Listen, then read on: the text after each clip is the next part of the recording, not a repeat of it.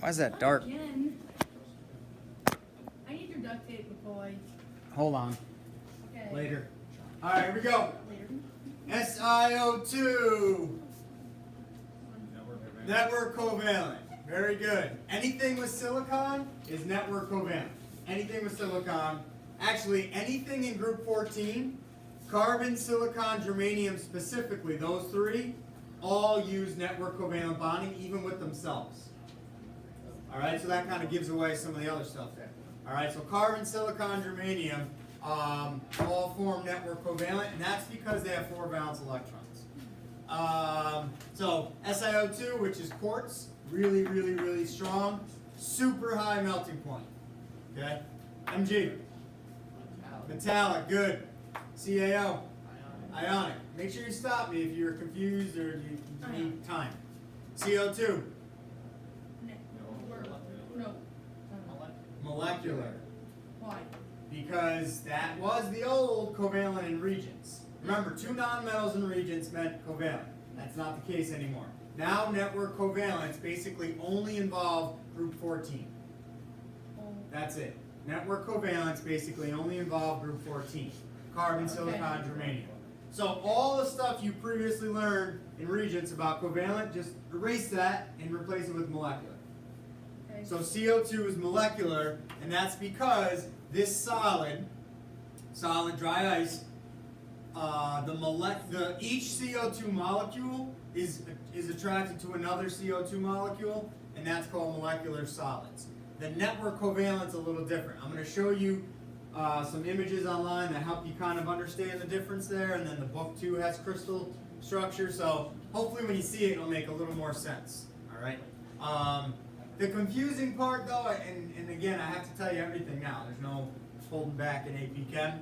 The bonds between the C and the O. So in between the 2 atoms. So I use the analogy of like, and I was shaking Taylor's hand the other day. So inside me, that's bonding. Shaking hands, that's forces. So from one CO2 molecule to another CO2 molecule, this is a weak force of attraction. All right? These bonds here are formed, and you could explain it as a covalent bond. And again, this is confusing, but that's why, this is a harder class, upper level class.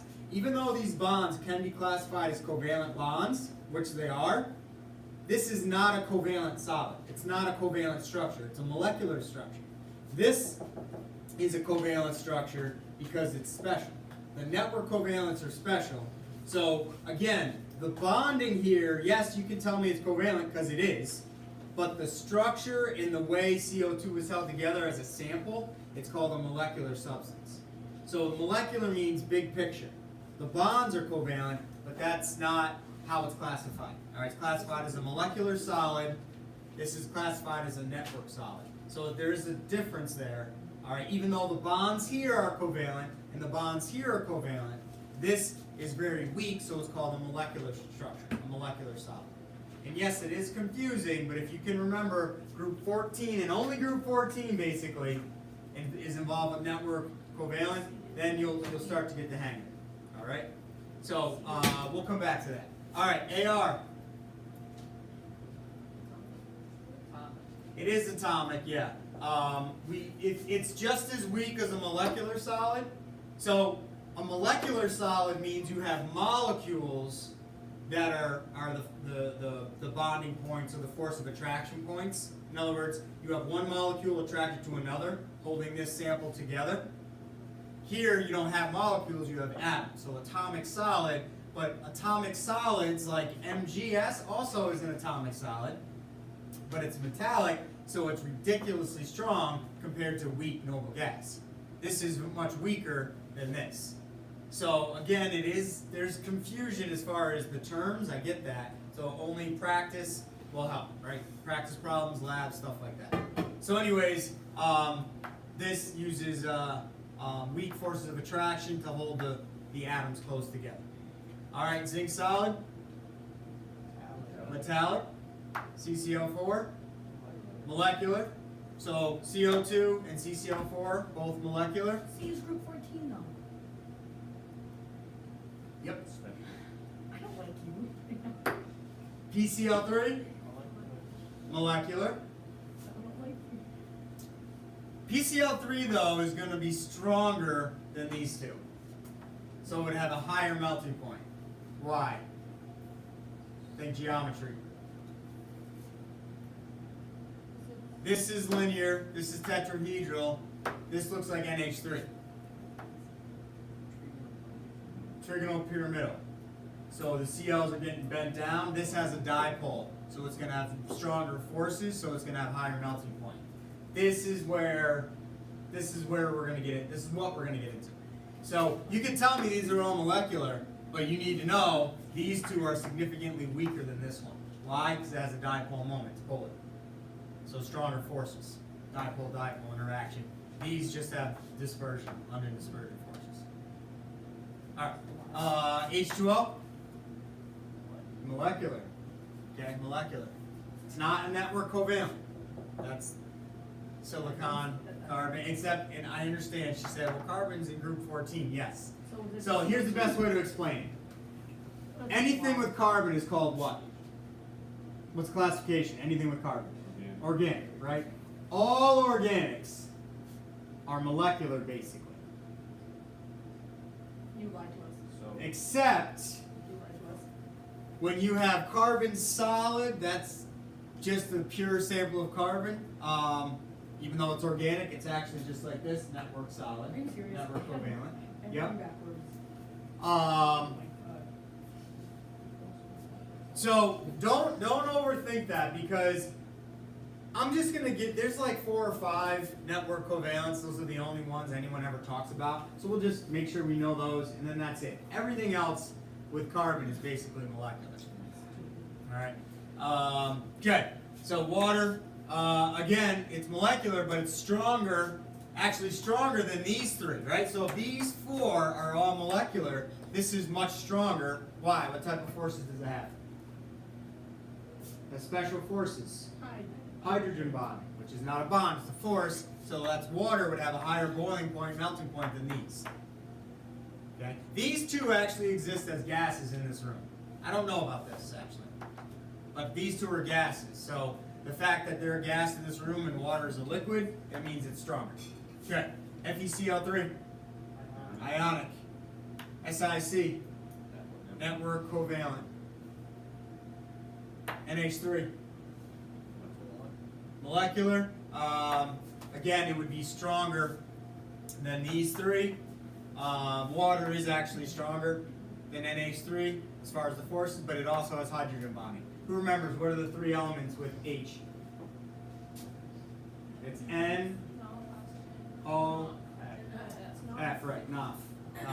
Nitrogen. So if I put HF solid up here, all right, that would also be molecular, but it's also has, so these 3 have hydrogen bonding, very strong forces, so they would be stronger than the other ones.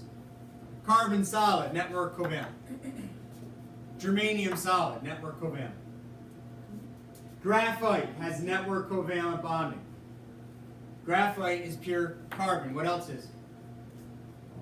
Diamond. Buckyball. Graphene. It's another one. That's just 1 atom thick structure of carbon. So again, carbon by itself will have network covalent. When you start putting carbon with any other element, essentially, O, Cl, then it's molecular. Silicon and germanium basically only form network covalent. So that you can kind of hang your hat on, kind of an old expression there, but so SiO2, SiC, okay, those are network covalent. Germanium oxide, those are network covalent. Okay, carbon by itself has network covalent. You start putting it with other elements, then you get hydrocarbons like propane, butane, all that stuff, organic acids, esters, those are all molecular. Okay, very weak substances. Again, CH4, molecular. It's a gas, methane gas. Very weak, molecular. What about CuSO4? It's ionic. Okay, last year we said it's ionic and covalent.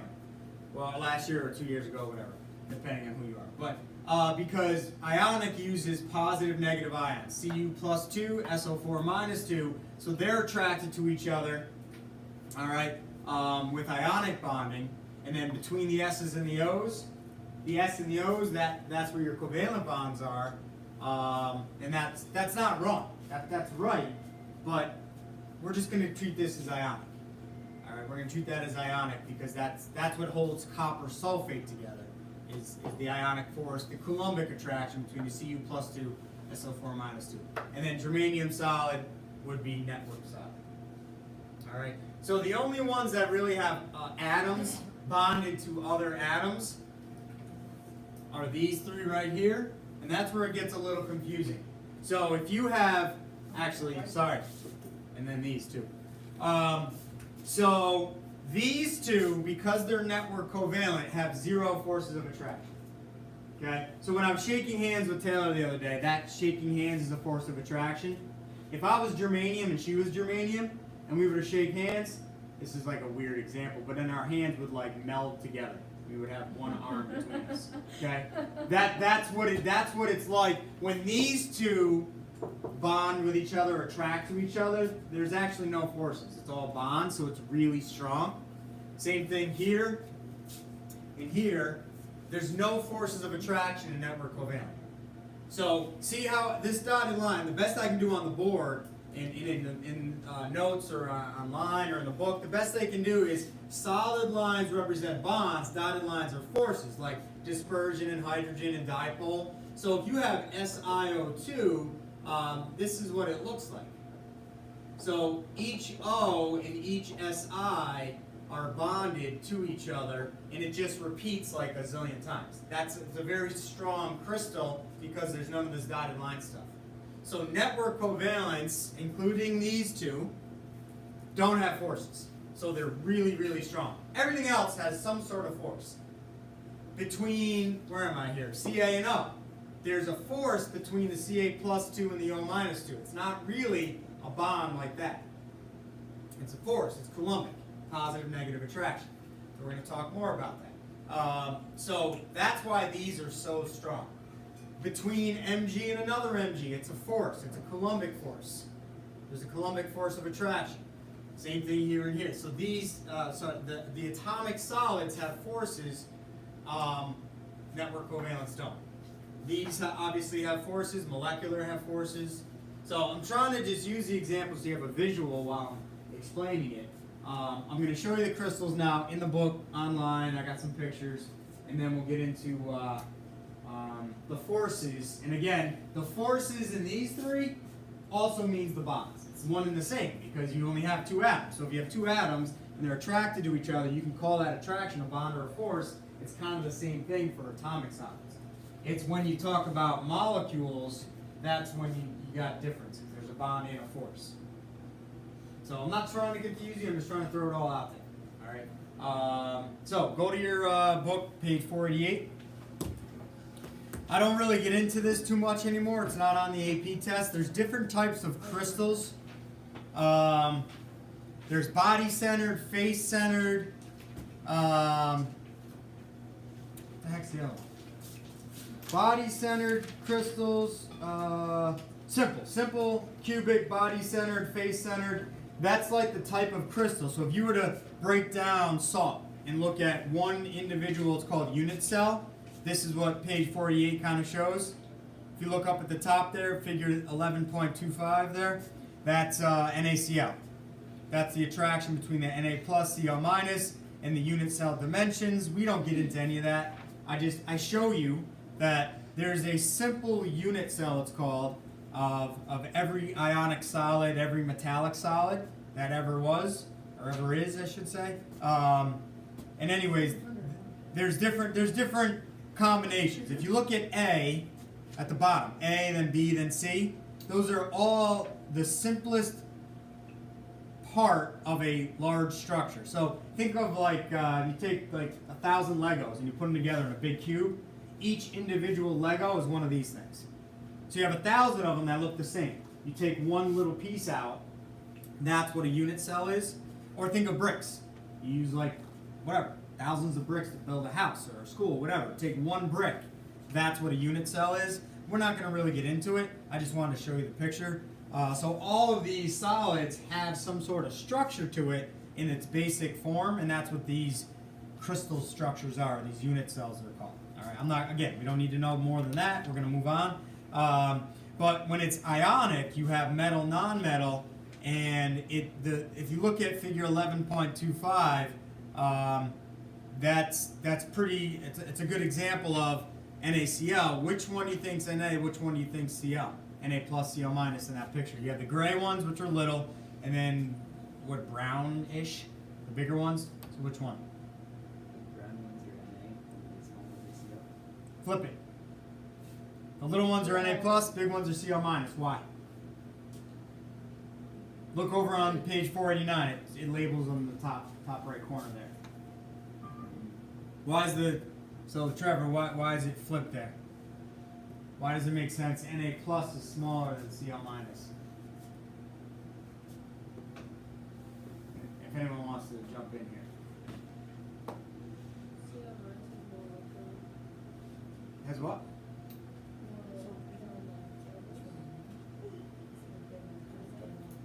How many electrons does Na plus have? 10. How many energy levels does it have? 2. It's 1s2, 2s2, 2p6, 3s1, right? Na is 3s1. When it loses it, it falls back to the second level, so it only has 2 energy levels. Chlorine has 3 energy levels and it's full. So chlorine has 3 energy levels, sodium has 2, so chlorine gets bigger. When ionic bonds form, nonmetals always get larger, metals always get smaller. Because metals lose electrons, become positive, nonmetals gain electrons, become negative. So that's how these crystals always look. The nonmetals are bigger, the metals are smaller, and then they fit in some sort of arrangement that's pretty efficient. All right? But some crystals have bigger spaces than others. And if they have bigger spaces, that means they're usually weaker. The analogy I can use with you is if you took, I don't know, 100 beach balls and put them all on the floor and pushed them all together. There would be these big diamond shapes between them. So you took, right, this shape here would be where 4 of them came together. So can you kind of imagine that, or can you go with me on that? Well, what if we took marbles and did the same thing? The spaces would be small because the atoms are smaller, right? So it's the same concept, but it depends. So this does get pretty complex. There's people who, they can specialize in this crystal structure and lattice energy, and so we're just kind of barely touching the surface here. All right, flip it. Let's see here. We're not going to talk about the superconductors yet. Okay, page 492. There's an example of a covalent crystal. Looks very different than the ionic crystal on the other page. All right, so covalent crystals, A is a good example of what diamond looks like. B is graphite. If you guys remember those sheets, that's how graphite rubs off on your fingers. You can write with a pencil. So the individual sheets are actually really strong. So that green area there, those are covalently bonded to each other. But between the sheets, that's dispersion forces. So it's actually easy to break the sheets apart from each other, but it's hard to break the individual sheets apart. So it's hard to take the carbon atoms apart from each other. That'd be breaking bonds. So when you write with graphite or rub it on your fingers, you're just separating the sheets from each other. That's all. So that's covalent structure, network covalent.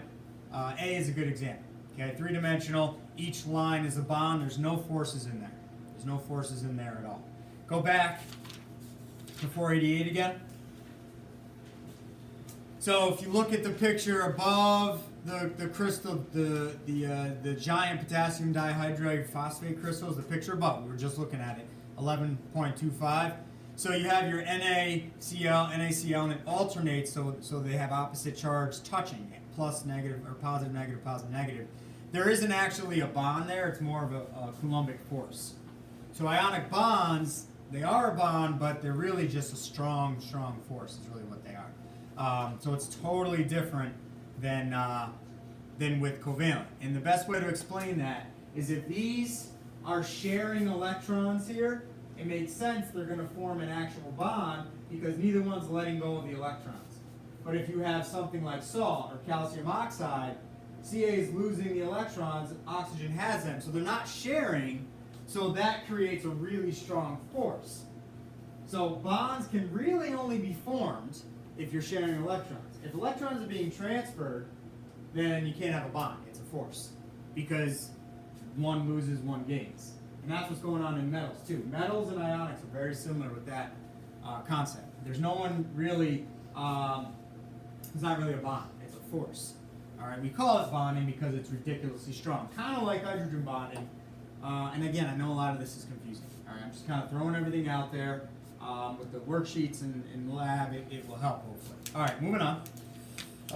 Flip it, or wait, I'm sorry, go to 493. 493, look at the bottom, or the right side, where it says a figure 11.30, a cross-section of a metallic crystal. Each circled positive charge represents the nucleus and inner electrons of a metal atom. The gray area surround the positive ions indicate the mobile sea of valence electrons. So that's what I mean by, you don't have bonds between the positive and positive. That wouldn't make any sense. So what's happening is the positive cations, pick any metal you want, copper, iron, sodium, whatever, doesn't matter what it is. That positive is the nucleus. In between them, they're all sharing those valence electrons, creating a really strong force between positive and negative. All right, let's see, does it actually use the word here? Yeah, if you look in the second paragraph there, it says the great cohesive force resulting from delocalization is responsible for metal strength. It talks about a force. So because those electrons are delocalized, meaning they can move around, kind of like those pi bonds can move around, the delocalized valence electrons can move, so it's a really, really strong force. All right, look at the very bottom of page 493, kind of sums up everything I've been saying here for the past 20 minutes or whatever. So, type of crystal, ionic. Forces holding units together. It's not a bond, it's an electrostatic attraction, which we call Coulombic force. Anytime you have a positive negative attraction, it's called electrostatic or Coulombic. All right, and what we're going to do is actually essentially copy this into our notes. I think this is good to have in our notes, so let's do that right now. So the type of crystals, there's really only 4 types of crystals. That atomic, again, it's a little confusing, so we're not going to focus too much on that. Here's your 4 main types. You have ionic, and what holds it together, so let's keep our notes very simple. Ionic, what holds it together is Coulombic force and electrostatic. It means the same thing, so make sure you put both down. All right? And I can write this up here for Taylor, I suppose. Are we writing the chart, or what are we writing? Yeah, you're writing what I'm saying, but you're getting it from the chart, okay? So we're not doing the chart, or We are writing the chart, but I'm going to paraphrase. You don't need to write every single word down in here. are you just going to write on the board? I am, because Taylor's not here. Otherwise, I wouldn't be. So, 4 types of crystals. You got ionic, which is held together with electrostatic interactions, or we call that Coulombic interactions. You already know what that means. Basically, it means a positive attracted to a negative. So you got a positive charge attracted to a negative. This is typically a metal. This is typically a non-metal. Again, transfer of electrons. All of that previous knowledge, I'm assuming you got. I'm not going to go into detail on that. All right, so that's the first type that they talk about. I just think this chart is perfect. It really summarizes, because you're probably a little overwhelmed, or like, he's saying a lot up here, I can't follow everything. So this really explains it well. All right, so now network covalent. Of course, they don't use the word network, which I wish they did, but network covalent, what holds them together? Covalent bonds. I'm going to move on here. So network covalent. How much time do I have? Like 3 minutes. All right, good enough. So covalent bonding. That's what holds that together. I'm going to write no forces, meaning it's incredibly strong. I don't think there's any there. Incredibly strong. Ridiculously high melting points. all of this right there, the general properties, we can write down a couple. But molecular, what holds them together? Weak forces. So molecular solids, what holds, so this gets a little confusing. I'm going to spell it out here. The atoms are covalently bonded. This doesn't really, they don't do a great job in the chart here. So again, using my carbon dioxide example, between the C and the O, there's your covalent bond. But between the molecules, that's weak forces. So between molecules, we have weak forces. And that's your dispersion, dipole, hydrogen bonding. Hydrogen bonding strongest, but it's still weak compared to a bond. So that's what holds molecular solids. And then metallic, I'm going to add a little more than the chart here. So I'll just put it over here. And what you're going to do for homework is you're going to take, you may not think we did a lot, but I said a lot, so hopefully you absorb some of it. What you're going to do is use the cheat sheet, use this kind of a cheat sheet, use your book here, that chart, and the questions are going to be like, okay, which of the following has the highest melting point? So you have to say, okay, this is this type of bond, this type, and then you're looking for the one that would have the highest, the one with strongest bond, strongest forces. That's what the homework is basically practicing. All right, so we have metallic solids, or metallic crystals, and it says what holds it together, metallic bonding. That's kind of useless. So metallic, again, uses electrostatic, just like ionic, or Coulombic. The difference, I'm going to put a star here, the difference is you have the positive, I'm going to say cation, and the negative valence electrons. So, and inside that positive cation, though, is the nucleus and inner electrons. I'm trying to summarize a lot here with just very simple notes to help you. We're going to talk about each one a little bit more in depth. But that's the big difference. Ionic uses positive negative attraction, but it's ions. It's anion, cation. I didn't write that down. So your negative for ionic is going to be like a Cl minus. The negative for metallic is electrons. The C of electrons. All right? And if you look at the general properties and then some examples, that helps. But in general, your ionic, they're hard, very high melting point. Covalent, they're hard, very high melting point. Molecular, soft, low melting points, usually liquids and gases. And then metallic are all over the place. It says soft to hard, low to high. So it depends on the metal, sometimes with that. All right, the worksheets, due tomorrow.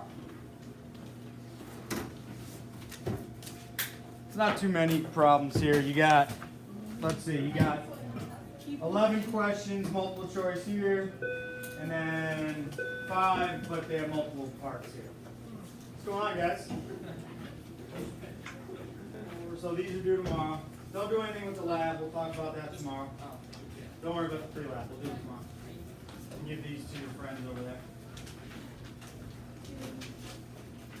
All right, so those are due tomorrow. Use your book, use your notes to do those, all right?